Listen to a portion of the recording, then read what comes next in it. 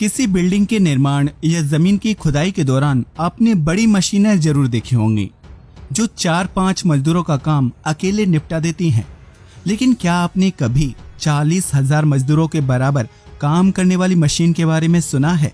शायद नहीं, क्योंकि इस मशीन को बंद हुए काफी साल बीत चुके हैं। लेकिन जब भी इस मशीन की चर्चा होती है तो इसे देख चुके लोगों के जहन में सालों पुरानी यादें ताजा हो जाती हैं। तो देर किस बात की, आइए जानते हैं दुनिया की सबसे बड़ी और ताकतवर मशीन बैगर 288 के बारे में। बैगर 288 नामक विशालकाय मशीन को देखकर आपको गॉडजिला फिल्म का डायनासोर याद आ जाएगा। ये मशीन इतनी बड़ी थी कि इसके धारदार ब्लेड के सामने इंसान किसी चींटी के समान लगता था।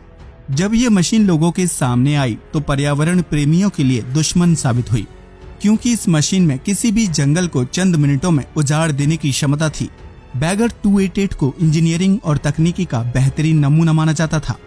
ये मशीन अकेले ही 40,000 लोगों के बराबर काम करती थी।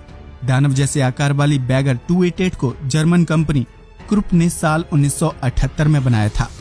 इस मशीन को खासतौर से भूरे कोयले की खुदाई के लिए तैयार किया गया था। अपने विशालकाय आकार की वजह से बैगर 288 देखते ही देखते पूरी दुनिया में मशहूर हो गई। बड़े साइज और तकनीकी से लैस बैगर 288 को बनाने में लगभग 10 साल का समय लगा।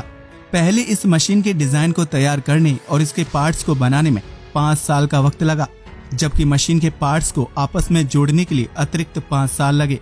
इस मशीन को $100 मिलियन यानी तकरीबन 7 अरब रुपए की लागत से तैयार किया गया था। जाहिर सी बात है कि जिस मशीन को बनाने में पानी की तरह पैसा बहाया गया, उससे मुनाफा भी खूब कमाया गया होगा।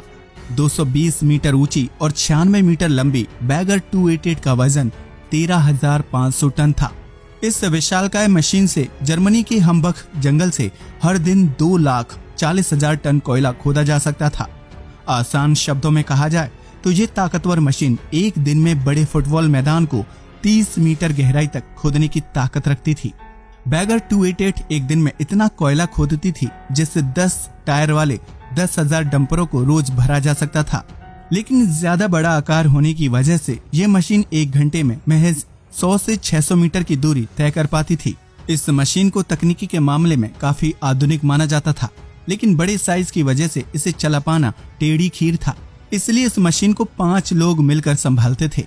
इसका नुकीला ब्लेड बेहद खतरनाक था, इसलिए इसे बड़ी सावधानी के साथ संचालित किया जाता था। अगर गलती से ये ब्लेड नियंत्रण खो दे तो खदान में सैकड़ों लोगों की जान जाना तय है। बड़े आकार की वजह से ये मशीन बिजली की काफी खपत करती थी।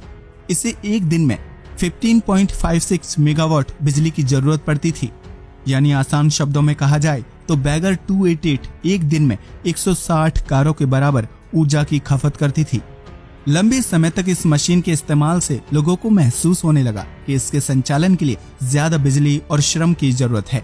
इसी के मद्देनजर साल 2001 में बैगर 288 को जर्मनी के हम्बख जंगल से हटा दिया गया और वहां छोटी मशीनों के जरिए कोयला खुदाई का काम होने लगा। इस विशालकाय मशीन को जंगल से हटाना भी एक चुनौती भरा काम था।